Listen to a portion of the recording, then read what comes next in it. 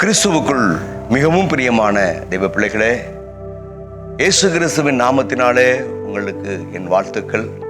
இந்த காலை வேளையிலும் இந்த காணொளி மூலமாக உங்களை சந்திப்பதிலே கர்த்தருக்குள் மிகுந்த மகிழ்ச்சி அடைகிறேன்.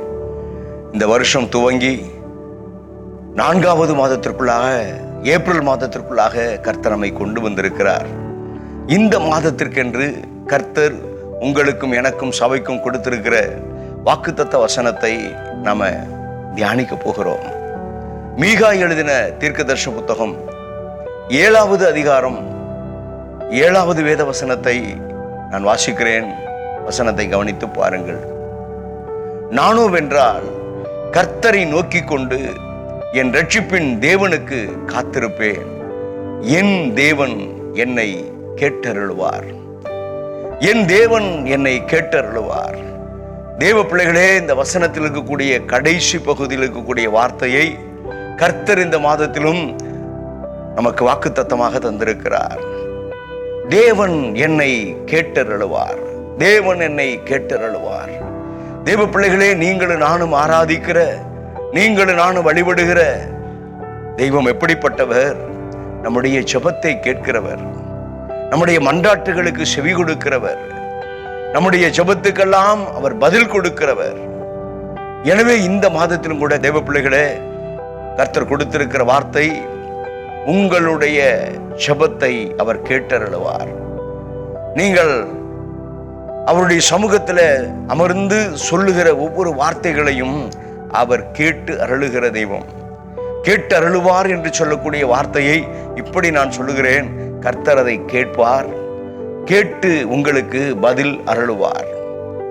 தேவ பிள்ளைகளே, இந்த வருஷம் துவங்கின போது ஆண்டவர் கொடுத்த வாக்குத்தத்தம் செபனியா 3:17 உன் தேவனாகிய கர்த்தர் உன் நடுவில் இருக்கிறார், அவர் வல்லமை உள்ளவர், அவர் உன்னை ரட்சிப்பார் என்று சொல்லி வாக்கு கொடுத்தவர்.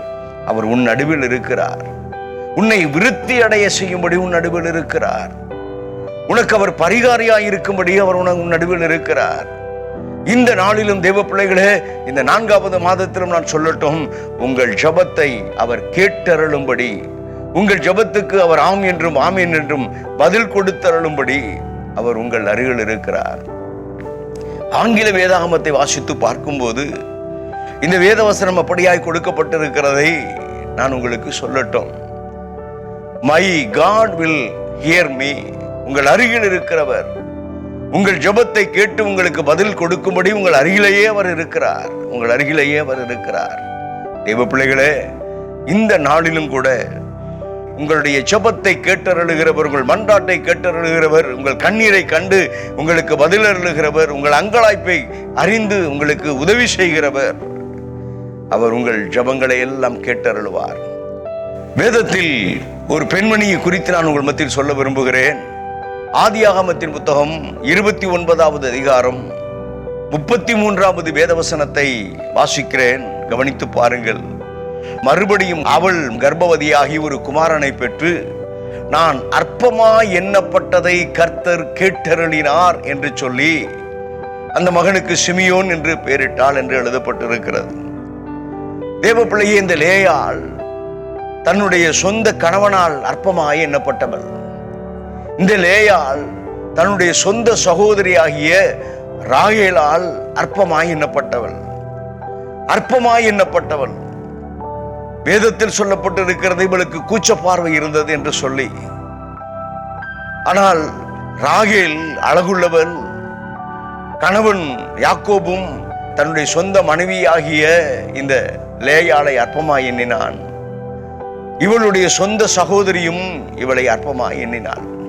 ஆனாலும் தேவ பிள்ளைகளே, அற்பமாய் உலகம் எண்ணினாலும் அற்பமாய் எண்ணப்பட்ட மனுஷனை கர்த்தர் ஒருபோதும் அற்பமாக எண்ண மாட்டார்.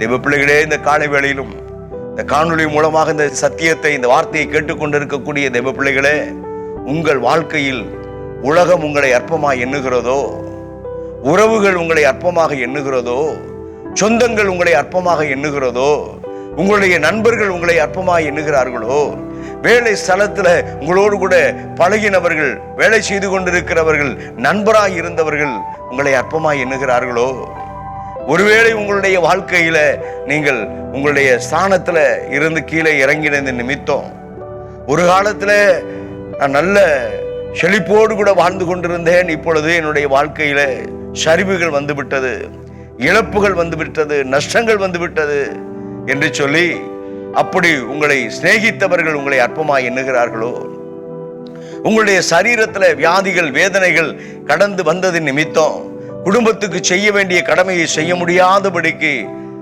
நீங்கள் தள்ளாடுகிறது நிமித்தம், தடுமாறுகிறது நிமித்தம், சொந்த குடும்பத்தில் இருக்கக்கூடிய கணவனோ மனைவியோ பிள்ளைகளோ உங்களை அற்பமாக எண்ணுகிறார்களோ, ஒன்றை அறிந்து கொள்ளுங்கள், யார் அற்பமாக உங்களை எண்ணினாலும் உங்களை ஒருபோதும் அற்பமாக எண்ணாத கர்த்தர் ஒருவர் இருக்கிறார். அவர்தான் நீங்களும் நான் வழிபடுகிற நம்முடைய ஆண்டவராகிய இயேசு கிறிஸ்து. அவர் ஒருபோதும் உங்களை அற்பமாக எண்ண மாட்டார். என்னிடத்துல வருகிற ஒருவனையும் நான் புறம்பே தள்ளுவது இல்லை என்று சொன்னவர் என் ஆண்டவராகிய இயேசு கிறிஸ்து. இந்த முழு உலகத்திலேயும் மனிதனுக்காக இந்த பூமிக்கு கடந்து வந்து மனுக்குலத்துக்காக ரத்தம் சிந்தி மனுக்குலத்துக்காக தன்னுடைய ஜீவனை சிலுவையிலே கொடுத்து மரித்து அடக்கம் பண்ணப்பட்டு 3ஆம் நாள் உயிரோடு கூட எழுந்த ஆண்டவராகிய இயேசு கிறிஸ்து சொல்லுகிறார், நான் உன்னை அற்பமாக எண்ண மாட்டேன். வருத்தப்பட்டு பாரம் சுமந்து கொண்டிருக்கிறாயோ, வருத்தப்பட்டு பாரம் சுமக்கிறவர்களை நீங்கள் எல்லோரும் என் அண்டைக்கு வாருங்கள், நான் உங்களுக்கு இளைப்பாறுதலை தருவேன் என்று சொன்னவர், நான் உன்னை விட்டு விலகுவோம் இல்லை, உன்னை கைவிடுவதும் இல்லை என்று வாக்கு கொடுத்தவர், அவர் உன் அருகில் இருக்கிறார். இந்த மாதத்தில் அவர் உங்களுடைய ஜெபத்தை கேட்டருளுகிற தேவனாக அவர் இருப்பார். இந்த பெண்மணியை பார்க்கும்போது அற்பமாய் எண்ணப்பட்டதை கர்த்தர் கேட்டருளி ஒரு குமாரனை கொடுத்தார் என்று சொல்லி எழுதப்பட்டு இருக்கிறது. தேவ பிள்ளையே, ஆதியாகமம் 29வது அதிகாரம் 31வது வசனத்தை வாசித்து பார்த்தால் அந்த வேத வசனத்தில் லேயாள் அற்பமாய் எண்ணப்பட்டாள் என்று கர்த்தர் கண்டு அவளை கர்ப்பம் தரிக்கும்படி செய்தால், ராகேலோ மலடியாய் இருந்தாள் என்று எழுதப்பட்டு இருக்கிறது. தேவ பிள்ளைகளே, அற்பமாய் எண்ணப்பட்டவளை கர்த்தர் காண்கிறார், அவளுடைய கர்ப்பத்தை கர்த்தர் ஆசீர்வதிக்கிறார். அழகுள்ளவளாய் இருந்து பெருமையோடு கூட வாழ்ந்து கொண்டிருந்த அந்த ராகேலோ மலடியாய் இருந்தாள் என்று எழுதப்பட்டு இருக்கிறது. தேவ பிள்ளைகளே, இன்றைக்கு நான் சொல்லட்டும், இந்த லேயாள் அற்பமாய் எண்ணப்பட்டவளை கர்த்தர் ஜெபத்தை கேட்டு உதவி செய்தாரே, பதில் கொடுத்தாரே, அதற்கு காரணம் என்ன என்றால், முதலாவது நான் சொல்லட்டும், ஆதியாகமம் 29வது அதிகாரம் 31வது வேத வசனத்துல லேயாள் அற்பமாய் எண்ணப்பட்டதை கர்த்தர் கண்டார் என்று எழுதப்பட்டிருக்கிறது. தேவ பிள்ளையே, கர்த்தர் கண்டார் என்று சொன்னால் எப்பொழுதும் கர்த்தருடைய சமூகத்தில் அவள் அமர்ந்திருக்கிறாள். கர்த்தருடைய சமூகத்தில் அமர்ந்திருந்து தன்னுடைய உள்ளத்தின் காரியங்கள் எல்லாவற்றையும் அவள் கர்த்தரிடத்தில் சொல்லிக்கொண்டே இருந்தாள். அதே போல நீங்களும் கூட ஆண்டவருடைய சமூகத்தில் எப்பொழுதும் அமர்ந்திருந்து அவருடைய பிரசன்னத்தில் அமர்ந்திருந்து உலகம் உங்களை அற்பமாய் எண்ணினாலும் உலகம் உங்களை அற்பமாய் பார்த்தாலும் கர்த்தர் உங்களை காண்பார். கர்த்தர் உங்களை காண்கிறது மாத்திரமல்ல, அவர் உங்களுடைய ஜெபத்தை கேட்டருளுவார். இரண்டாவதாக, இந்த லேயாளுடைய வாழ்க்கையில அவருடைய ஜெபத்தை ஆண்டவர் கேட்டருளினதற்கு காரணம் என்ன என்று சொல்லி பார்க்கும்போது 32வது வசனத்தை வாசித்து பார்க்கும்போது, லேயாள் கர்ப்பவதியாகிய ஒரு குமாரனை பெற்று கர்த்தர் என் சிறுமையை பார்த்தருளினாள் என்று சொல்லி ஒரு வார்த்தை எழுதப்பட்டிருக்கிறது. என் சிறுமையை கர்த்தர் பார்த்தருளினார். கேட்டருளின தேவன் மாத்திரமல்ல, சிறுமையை பார்த்தருளுகிற தேவன் அவர். பெருமை உள்ளவனை எதிர்த்து நிற்பார், தாழ்மை உள்ளவனை நோக்கி பார்ப்பார், கிருபை தந்தருளுவார். இந்த லேயாள் சிறுமைப்பட்டவள், தாழ்மையோடு கூட தன் கணவனிடத்திலும் தன்னுடைய உறவுகளிடத்திலும் அவள் நடந்து கொண்டாள் என்பதை நாம் பார்க்க முடிகிறது. அவளுடைய சிறுமையை கர்த்தர் பார்த்தருளினார். தாழ்மையோடு கூட நடந்து கொண்டாள், தாழ்மையோடு கூட அவள் நடந்து கொண்டாள். அது மாத்திரமல்ல, ஆதியாகமம் 29வது அதிகாரம் 33வது வசனத்தை வாசித்து பார்க்கும்போது, அவள் அற்பமாய் எண்ணப்பட்டதை கர்த்தர் கேட்டருளி என்று ஒரு வார்த்தை. தேவ பிள்ளையே, தொடர்ந்து ஜெபம் பண்ணிக்கொண்டே இருக்கிறாள். தொடர்ந்து ஜெபம் பண்ணிக்கொண்டே இருக்கிறாள். சோர்ந்து போகாமல் ஜெபம் பண்ணுங்கள் என்று வேதத்தில் எழுதப்பட்டிருக்கிறது. விழித்திருந்து ஜெபம் பண்ணுங்கள் என்று சொல்லி எழுதப்பட்டிருக்கிறது. கர்த்தர் மேல் உன் பாரத்தை வைத்துவிடு என்று சொல்லி வேதத்தில் வார்த்தைகள் எழுதப்பட்டிருக்கிறது. எனவே சோர்ந்து போகாமல் விழித்திருந்து கர்த்தருடைய சமூகத்தில் உங்கள் பாரங்களை எல்லாம் இறக்கி வைத்துவிட்டு தொடர்ந்து கர்த்தருடைய சமூகத்தில் நீங்கள் ஜெபம் பண்ணிக்கொண்டே இருப்பீர்களே. ஆனால் தேவ பிள்ளைகளே, உங்களுடைய ஜெபத்தை கர்த்தர் கேட்டு அருளுவார். நான்காவதாக இந்த பெண்மணி செய்த ஒரு காரியம் ஆதியாகமம் 29வது அதிகாரம் 35வது வசனத்தில் எழுதப்பட்டிருக்கிறது. மறுபடியும் அவள் கர்ப்பவதியாகி ஒரு குமாரனை பெற்று இப்பொழுது கர்த்தரை துதிப்பேன் என்று சொல்லி ஒரு வார்த்தை எழுதப்பட்டிருக்கிறது. தேவ பிள்ளையே, முதலாவது அவள் கர்த்தருடைய சமூகத்தில் போய் அமர்ந்திருந்தாள். தாழ்மையோடு கூட சமூகத்தில் காணப்பட்டு கொண்டிருந்தாள். இடைவிடாமல் தொடர்ந்து ஜெபம் பண்ணிக்கொண்டே இருந்தாள். நான்காவதாக கர்த்தரை துதிக்க ஆரம்பித்து விட்டாள். கர்த்தரை துதிக்கிற ஒரு பெண்மணியாக மாறிவிட்டாள். உங்களுடைய வாழ்க்கையிலையும் இந்த 4 படிகளையும் நீங்கள் செய்து பாருங்கள். ஆண்டவருடைய பிரசன்னத்துக்கு ஓடி போய் கர்த்தருடைய சமூகத்தில் அமர்ந்திருங்க. கர்த்தருடைய சமூகத்துக்கு கடந்து போய் தாழ்மையோடு கூட ஆண்டவருடைய கிருபைக்காக கர்த்தருடைய சமூகத்தில் காத்திருங்க. அது மாத்திரமல்ல, ஜெபத்துக்கு பதில் வருகிற வரைக்கும் விடாபிடியாக ஜெபம் பண்ணுங்க. நான்காவதாக கர்த்தரை துதித்து பாருங்க.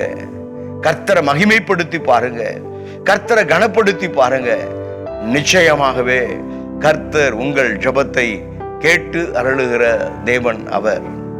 தேவ பிள்ளையே, இந்த யாக்கோபினுடைய முதல் மனைவியாய் இருக்கக்கூடிய இந்த லேயாளுக்கு முதலாவது கர்த்தர் அவளுக்கு ரூபன் என்று சொல்லக்கூடிய ஒரு ஆண்மகனை தந்தார். இரண்டாவதாக சிமியோன் என்று சொல்லக்கூடிய ஒரு ஆண்மகனை தந்தார். மூன்றாவதாக லேவி என்று சொல்லக்கூடிய ஒரு ஆண்மகனை தந்தார். நான்காவதாக யூதா என்று சொல்லக்கூடிய ஒரு ஆண்மகனையும் தந்தார். அற்பமாய் பார்த்த ராகேல் பிள்ளை இல்லாதபடி மலடியாய் கிடக்கிறார். கர்த்தருடைய சமூகத்துக்கு கடந்து போன, ஜெபித்த, தாழ்மையோடு கூட இருந்த, கர்த்தரை துதித்த இந்த பெண்மணி 4 ஆசீர்வாதங்களை பெற்றெடுத்தால் கர்த்தர் அவளுடைய ஜெபத்தை கேட்டருளினார். அந்த யூதா என்று சொல்லக்கூடிய அந்த ஆண் மகனுடைய அந்த சந்ததியில் இருந்துதான் என் ஆண்டவராகிய இயேசு கிறிஸ்து உலக இரட்சகர் அவர் தோன்றினார். தேவ பிள்ளைகளே, இன்றைக்கு நான் சொல்லட்டும், உங்களுடைய ஜெபத்தை கேட்டருளுகிற கர்த்தர் ஒருவர் இருக்கிறார். உங்களுடைய ஜெபத்துக்கு ஆம் என்றும் ஆமீன் என்றும் பதில் தருகிற கர்த்தர் ஒருவர் இருக்கிறார் என்பதை மறந்து போக வேண்டாம். எனவே உங்கள் ஜெபத்தை கேட்கிற கர்த்தர் உங்கள் அருகில்தான் அவர் இருக்கிறார்.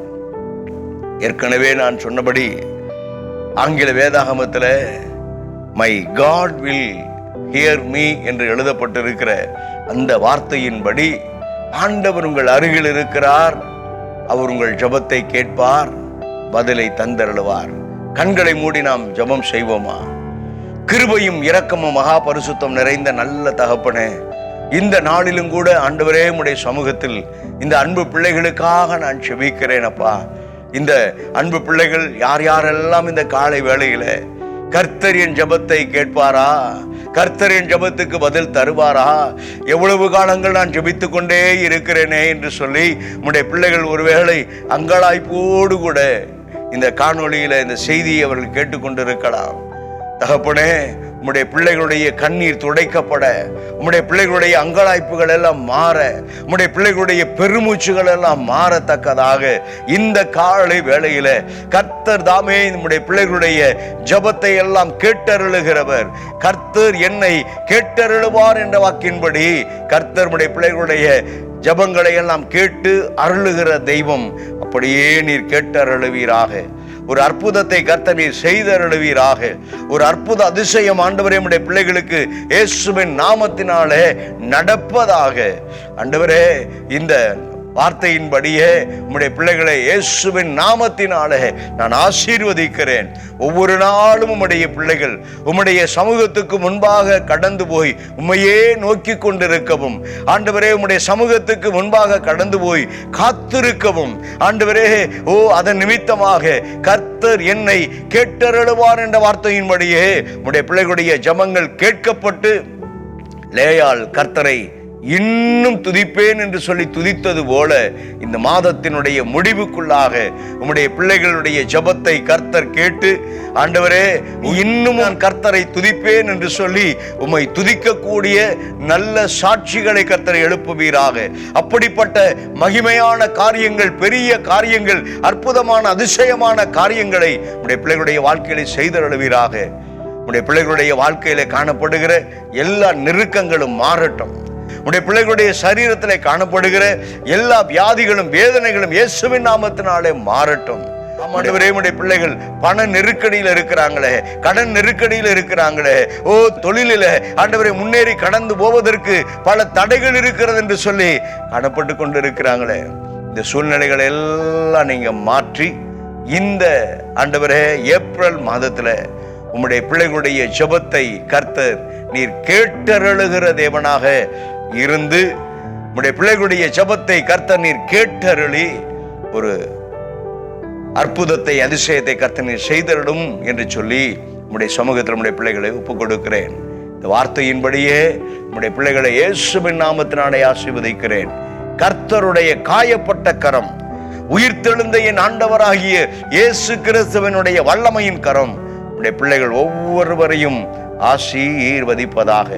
பிதாவாகிய தேவனுடைய கரமும் என் ஆண்டவராகிய இயேசு கிறிஸ்துவினுடைய ஆணி பாய்ந்த நேச கரமும் பரிசுத்த ஆவியானவருடைய மகிமை நிறைந்த பிரசன்னமும் உம்முடைய பிள்ளைகளுடைய ஓடு கூட இருந்து உம்முடைய பிள்ளைகளுடைய ஜெபத்தை கேட்டருளுகிற தேவன், அப்படியே நீர் கேட்டருளுவீராக என்று சொல்லி அன்பு பிள்ளைகளுக்காக நான் ஜெபிக்கிறேன். கர்த்தர் அப்படியே இந்த ஜெபத்தை நீர் கேட்டருளி உம்முடைய பிள்ளைகளை நீர் ஆசீர்வதிக்கிறபடியினால் உமக்கு ஸ்தோத்திரம், ஸ்தோத்திரம். இயேசு கிறிஸ்துவின் நாமத்தில் ஜெபிக்கிறேன் ஜீவன் உள்ள நல்ல பிதாவே. ஆமென், ஆமென், ஆமென், ஆமென். God bless you. கர்த்தர் உங்களை ஆசீர்வதிப்பாராக. இந்த மாதம் உங்களுடைய ஜெபங்களை எல்லாம் கேட்டருளுகிற தேவன் கேட்டருளுவார். சோர்ந்து போகாதீங்க. கர்த்தருடைய சமூகத்தில் காத்துருங்க, ஜெபம் பண்ணுங்க, தாழ்மையோடு கூட நடந்து கொள்ளுங்க, கர்த்தரை துதிங்க. கர்த்தர் உங்களை ஆசீர்வதிப்பாராக. God bless you. Praise the Lord. Praise the Lord. Praise the Lord.